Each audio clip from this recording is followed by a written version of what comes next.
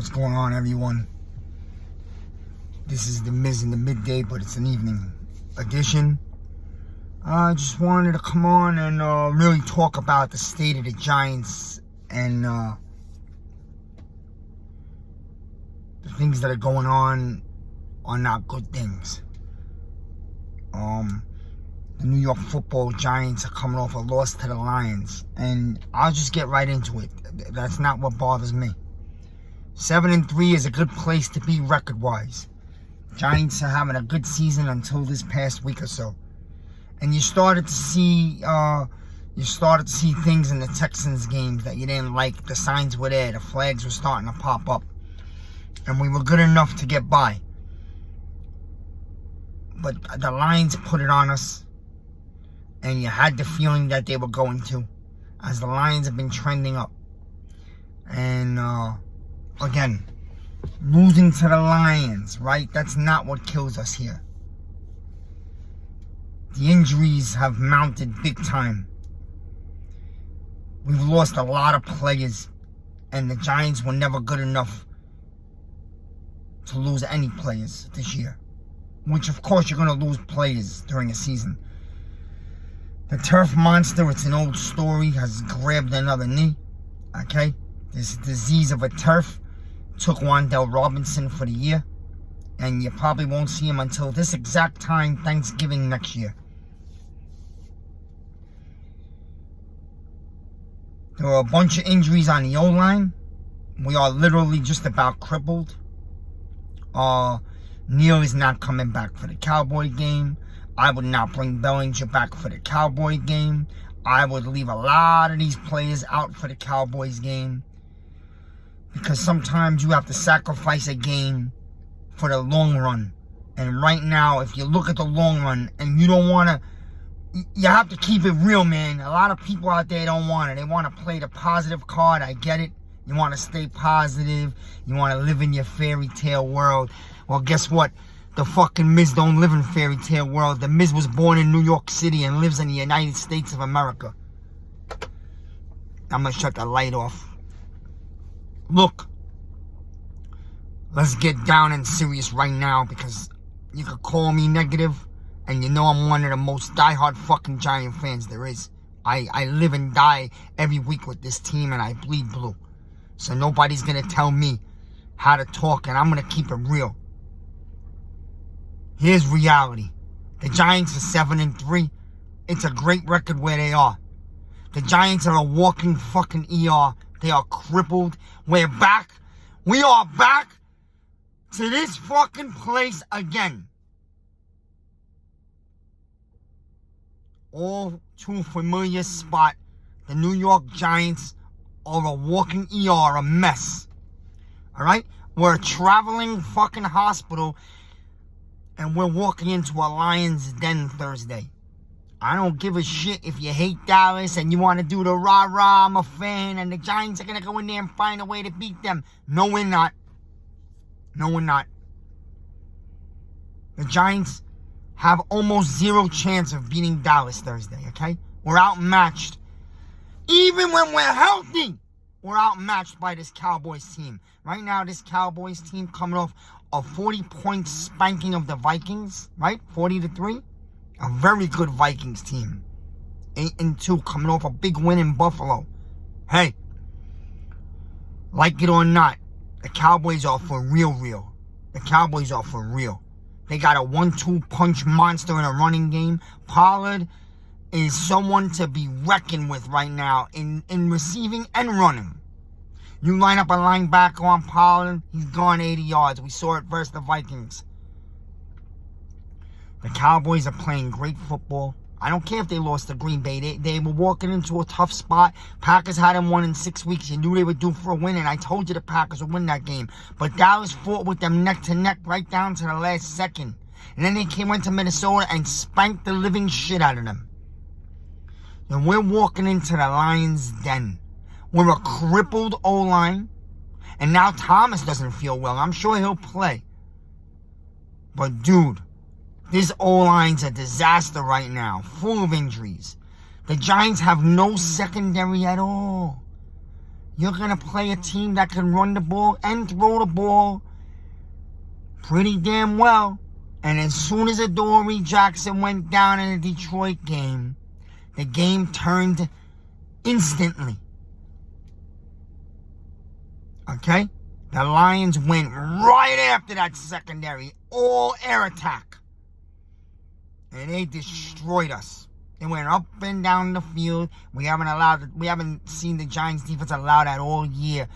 As soon as Adoree Jackson went down. And that brings me to this. For the first time all year, I have to criticize this head coach. I love him to death. He's doing an amazing job. Coach of the year. Definitely right up there, top 2. Coach Daboll. But for 2 weeks I was saying, and so are a lot of other fans, and there's no way the fans know better than the coaching, that Adoree Jackson, okay, a top 5 corner in the NFL this year, headed for the Pro Bowl. He's been a lockdown corner and an amazing tackler all year. No way in the world could you have this guy lining up to return punts. Do you know what kind of liability that was? And dude, he's not even a returner like that. You just wanted him to catch balls because James dropped 2 balls in Seattle. Well, you took him out of the Texans game. You punished him. Guess what? You should have put James back in there because we can afford for James's body to take shots. But there's no way in the planet could you have afforded to lose Adoree Jackson. And you did it. You lost Adoree Jackson for 5 weeks. He took a shot to the knee on returning a stupid-ass punt for a couple of yards. It got you nothing. But what it did do is it might have crippled the Giants. And I'm going to sit here, and I hate to say this, but I make a case on the Adoree Jackson injury and Wan'Dale Robinson tearing his knee on this turf. And he was starting to come up big. And they looked like they had a playbook set up for this guy, Wan'Dale Robinson, for the rest of the season. You line him in the slot. You put him up on the sideline, around the back, on the end of rounds. He was doing it all.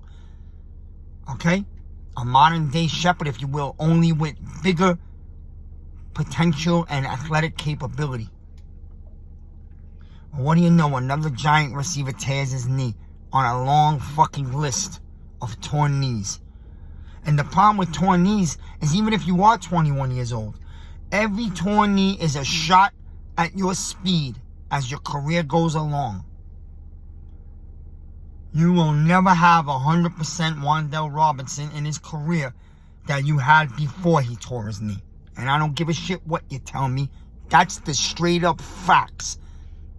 Proven by science. So Daboll dropped the ball this time. It's the first time all year Coach Daboll messed up.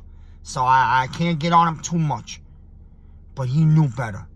He was taking a serious gamble putting Adoree Jackson back there. And guess what? We ate it. We fucking ate it. And then the Lions fucking ate us apart. And the Lions are coming. And here's the problem. Some fans are delusional. They just line up a schedule and say, that's a win, that's a win. I don't know who the fuck you think you are. We're the New York Giants. We have no right to circle any game as a win. Still no. You want to call me a non-believer? I believe in my team. I know they're headed up the ladder in the future. I know big things are coming, and I know it was supposed to be about next year. But when you were 7-2, it became about this year. So don't turn around after a loss, and now that we got a walking goddamn ER, don't make excuses and say, oh, no, we're still doing good. We'll end up with 9 or 10 wins. It's still a great year. Guess what? At 7-2, it was about this year. And don't tell me it wasn't, because all you fans were screaming for Judy at the trade deadline. So was I. And everybody wants Odell because it'll help you win in the playoffs, right? So do I. It's not going to happen now. And the team that you circled as 2 wins, Washington, well, you could erase those circles. The New York Giants have 7 murder games coming up. There's no more cupcakes on this schedule. You want to look at Week 17, tell me the coach should be a win? It should be a win at home. Yes, it should. And we should be much healthier by then. But now we got to figure out how we're going to get from today to week 17. Because you got the Cowboys in Dallas, who look like a beast of a team right now. Way too much for us to handle. Like, we could play the most perfect fucking game in the world and kill 40 minutes of time of possession, and I still don't know if we're going to find the win. Because we don't have the manpower or the weapons. And I tell you what, I'm scared to death this Thursday. Because I think the Giants are going to get fucking embarrassed on national TV. Be that what it may. Even if you lost to Dallas, you're 7-4, you're okay. That's why I say hold out these players. Don't rush them back for Thursday. Aim for the Washington game in 2 weeks. Because the Miz will tell you right now, and listen to me closely, the game against the Washington fucking Redskins, I don't care what other people call them, right? And they're off a 4-game winning streak, right? 4? 5 out of 6? Washington is red hot, and they just took it to the goddamn Eagles last week. All right? And they beat up on the Texans like you're supposed to. Washington's on fire. They've gotten real healthy. They're getting back Chase Young next week, and then they have a bye. So they got a game against Atlanta, which is very winnable for them, and then they got a bye. Chase Young's back. That's their star defensive end. The offense has come together. Scary Terry is really scary right now. And Heineke has lit a fire under this offense. And a lot of people poo-pooed, that head coach. Maybe someone ever heard of him, Ron Rivera. That guy's been around for ages. And he's got Washington balling. And if you sit here and tell me you're not worried Washington's a half a game behind the Giants, then you're fucking lying to me.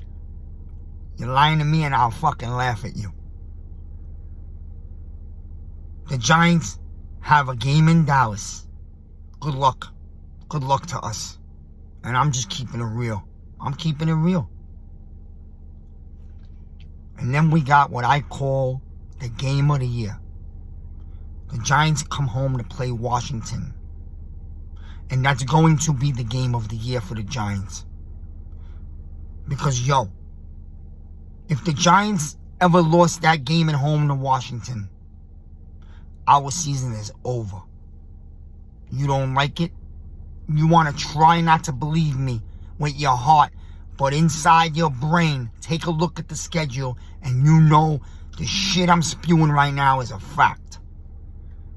If the New York Giants lose to Washington in the Meadowlands in 2 weeks, they are fucking shot, and their season is hanging like a piece of shit off the edge of a toilet bowl.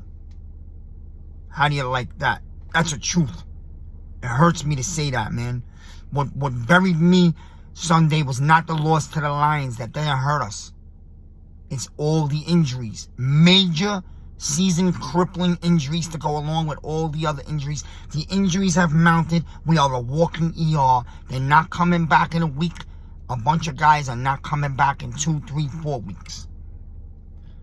McKinney, Adoree. McKinney will be back maybe mid-December. I know he will be back this year. I don't know when. McKinney, Adoree. Azeez has been out for a long time. Hold him out and please have him ready for that Washington game in 2 weeks. Barkley is playing hurt. Don't fool yourself. He's babysitting one side of his body. His shoulder's hurt. And we are over fucking using him, running him into the ground because we got me, my brother, and my fiance as our wide receivers. It's a joke. And it wasn't about this year, but then it was. Can't play two sides of the fence. After Washington, we got the Philadelphia Eagles. Right now, with this roster, we are not beating the Eagles. I don't care how positive you want to be. You could look at shit through a glass window. I'm going to look at it straight dead on. You're not beating the Eagles. After the Eagles, you get Washington in Washington, D.C. off of their bye. So they had 2 weeks off to rest. And they are healthy right now. So imagine Washington on fire, healthy and rested. I'm telling you right now, we got to find a split with Washington. The New York Giants making the playoffs this year is going to hinge on 3 games the rest of the way. Yes, this is the truth. The 2 Washington games, and you got to think about it. Most likely it's going to be a split.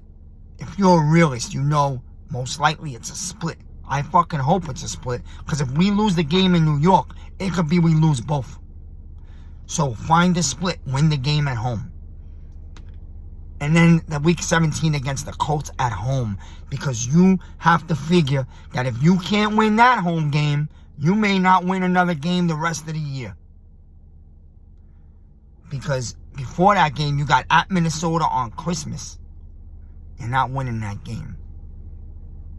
I don't care what you tell me. Do not sit here and tell me, oh, we're going to win, because you're not basing that on anything but that you're a Giant fan. You're not winning in Minnesota. That's like a 90%. You should beat the Colts. You better beat the Colts at home week 17, because week 18 we go to Philly. And we can win that game if that's a needed to win to get in. But you got to tell me what our roster looks like by that point. Are we healthy? Do we have most of our secondary back? Did we find a receiver that's going to emerge? Yes, Slayton's playing well, but now that you took away Robinson, teams are going to put their best corner on Slayton. Someone else is going to have to step up. And I'll tell you who that guy is, and I've been calling his name for 2 weeks. I've been calling his name for 2 years. And it's time. It's time. And stop dogging this guy, because we now need Kenny Golladay more than ever. Any other moment that we've had this guy in the building, we need him here on out. Start throwing him the football. Everybody wants to blame Kenny Golladay. He sucks. He makes $72 million. He dropped the balls. Let me tell you this. It's not all Kenny Golladay. Throw him the fucking ball. The Giants don't throw him the ball. Don't throw him 3-yard slants. That's not what you pay him for. Send him deep one-on-one and throw the ball up in the sky, motherfucker. Because he fucking doesn't feel happy, because he's not being used for what he was brought here to be used for. And he's not being used to his strengths at all. You're throwing him a 3-yard slant to make him fucking happy for the rest of the game, and then you forget about him. He's one-on-one up the sidelines. Throw him a fucking deep pass. Throw him a post. Send him deep again. You gotta take shots to this guy. When you're in the 10, let Jones throw a ball instead of always being a running back. Throw the ball to Golladay if you got him one-on-one on one side of the field. This shit is basic football. Don't fucking tell me Kenny Galladay's not interested. He dropped it over the middle. Stop it. Go right back to him. That's what I used to do. You drop the ball, it's on me. It's my fault.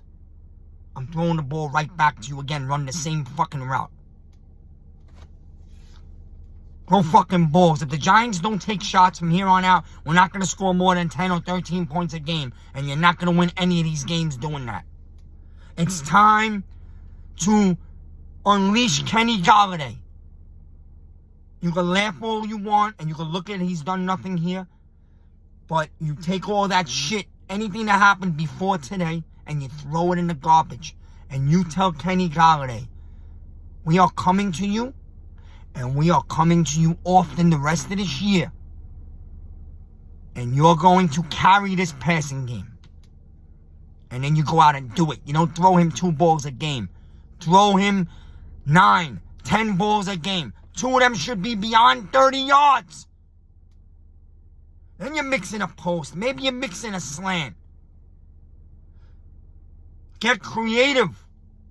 You can't run Barkley 30 times a game anymore, because every defense looks at our receivers and fucking laughs, and they are going to put 8 to 9 in the box, and Dallas's front 7 is a monster. The best front 7 in football, with the best defensive player in the NFL, Parsons, and they are foaming at the mouth for us Thursday. And you better have changed a couple of plays. You could put Barkley in the slot as a wideout a couple of times and line up Breida in the backfield for the fake handoff and to pick up a block. You can do that. You can use Barkley in the passing game. Whoa! What a mind-blowing thought. You don't have the receivers. Barkley's a receiver as well as a running back. Line him up in the slot. Line him up on the outside and move Golladay to the inside. Send the tight end out. You can do things like that. You can hit Barkley for a screen or a wheel route. You could send Barkley deep. One-on-one if you have him. He's beating that guy. I get it. The O-line has to give Jones time. I get it. But you got to take shots. If you're going to run the ball 35 times a game against Dallas and they're going to put 8 in the box because they're going to man up one-on-one on our receivers because they laugh at them, we're in trouble. And it's going to be repeated. The Lions shut the run down. Dallas saw it. They're going to do it. Washington is going to do it. The Eagles are going to do it. They all have the defenses to do it. And forget about the Eagles gave up a lot of running to the Texans and Washington. That's over. Because the Eagles know they had a problem there. They fixed it. They brought in Levon Joseph. They brought in Sue. And Jordan Davis will be back in a few weeks. And imagine that rotation with Cox. Imagine that monster rotation. Running up the middle on the Eagles is not going to go on. That shit's ended. You got Dallas. I don't think we're winning that game, man. I'm keeping it real. I'm just being real. I know football. We're not winning that game. I will be shocked beyond belief if we walked out of there with a win. Dallas would have had to turn the ball over 3 times and screwed the game up themselves. Then you got the biggest game of the year. Circle it, brothers. The game at home against Washington is the most must-win the Giants have had in the last 6 years. You could circle that, and you could put my fucking name under it, Miz. Then you got the Eagles. Right? Then you got Washington in Washington. So if you did beat Washington at home like you were supposed to, boy, are they going to be waiting. And I don't care. You can laugh at Washington all you want. Washington is for real. Washington and the Detroit Lions are 2 teams that as a Giant fan you better keep your eyes on. Because Washington's only a game behind with 2 games against us. And they are playing much better football than us right now. And they are extremely healthy, getting Chase Young back. And the Detroit Lions have won 3 in a row. They really bought in and believe in that coach. It's coming together for them. And the Detroit Lions beat us. So if somehow we ever went on a major slide and ended up with 8 wins, and Detroit got to 8 wins, we lose the tiebreaker. I know you guys think that can never happen. Well, guess what? This is the NFL. And shit could trend that way real quickly. And I hope it don't. But yo, keep an eye on Washington and Detroit, especially Washington. And we got the 2 games coming up with Washington, and those 2 games are going to decide which one of those 2 teams is going to get a wild card. Can they both get wild cards? Yeah, they can. But it's not really likely. After you got Washington the second time in Washington, that's going to be a fucking tough one. Then you go to Minnesota for Christmas. And you may look at the Vikings if they just lost to Dallas. But listen, that's the first time they lost in 9 weeks. So don't feed me bullshit. The Giants ain't on Minnesota's level. But let's see how healthy we are by then. Because if we get healthy and get most of these guys back, yes, that's a different Giants team. But right now, it's looking dark. It's looking dark, brothers. Then you come home for the Colts. Circle that as the second must-win of the season. Second must-win of the season after the first Washington game in our house. Colts at home, week 17, before you go to Philly for week 18, and you don't know what to expect out of Philly week 18. Are they in? Did they clinch the first seed and they don't need that game? Do they want to punch the Giants in the mouth and keep us out of the playoffs? Right? That's always a possibility. There's a hatred there. Do they need that game to get the first seed in the NFC? Because I think Dallas ain't going to go away. They're going to ride the Eagles right towards the end of the season. And I believe Dallas is going to beat Philly the second time they play them in Dallas. I think Dallas is real strong. And anybody says Dallas is not built for January football with that powerful ground game and that front seven on defense, you're just lying to yourself and you're just talking from your heart because you hate them. But put that all aside and take a look at the Cowboys. They are built for January. They could go out and play in any cold weather in the country. They got the ground game, the O-line, the quarterback that can manage the game real well, and he's better than a game manager. And they got a defense to be reckoned with.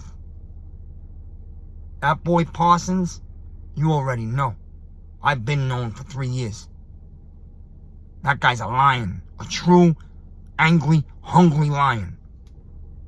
Yo, the Giants are about to go up against it. The Giants are crippled, man. And that's what bothers me the most. That we had a really special season going. I'm not saying we were going to a Super Bowl, but we could have went to the playoffs and taken a playoff game from somebody. And we still may. But right now, this ain't the New York Giants we've been watching all year. We're watching an infirmary, an ER. The Giants are crippled and they got to try to get some players back. The O-line is hurting.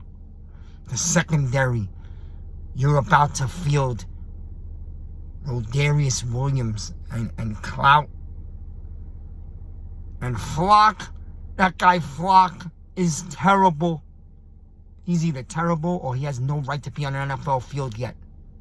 He's too young and he's too small. Motherfucker, I would baby that guy on a sideline.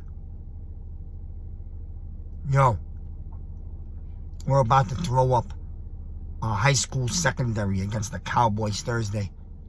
And if you think you're going to hide it because Wink Martindale is a musician, he ain't God. You got to have the players. And the Giants don't have the players right now. And I'm hoping that it's no big deal if Thursday doesn't go good, because you got to keep guys out and get everyone back for the Washington game. In 2 weeks, the Giants host the Washington Redskins. And what I circle will be the biggest game of our entire season. That game will make or break the Giants' season in terms of going to the playoffs or not. I'm hoping for the best. More importantly, I'm hoping to get healthy. You can pray and wish all you want, but at the end of the day, reality sets in and you got to play the game on the field anyway. And we got to get the pieces back. Right now, we don't have the pieces. We're 7-3. We have a game against Dallas, and we have an even bigger game against Washington in 2 weeks. And I just wanted to keep it real. I promised I would do a little World Cup. I haven't. The United States went 1-1 with Wales, which was probably after today, was probably the second best game of the tournament so far, as you had Saudi Arabia upset Argentina in one of the biggest upsets in World Cup history this morning, 2-1. They were dancing in the streets in Saudi Arabia and Qatar. It's a monster upset of Messi in Argentina. Argentina's not out of it yet. The United States will play England in the biggest game of the first round of the World Cup Friday.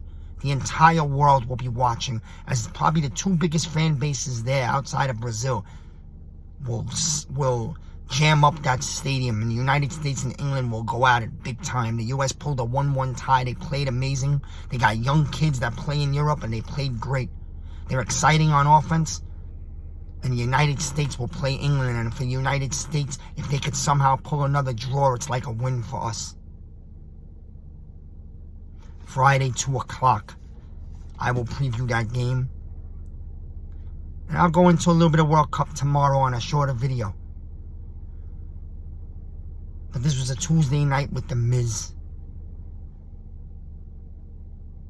And I'd be lying to you if I didn't tell you, as a diehard Giant fan, I am concerned.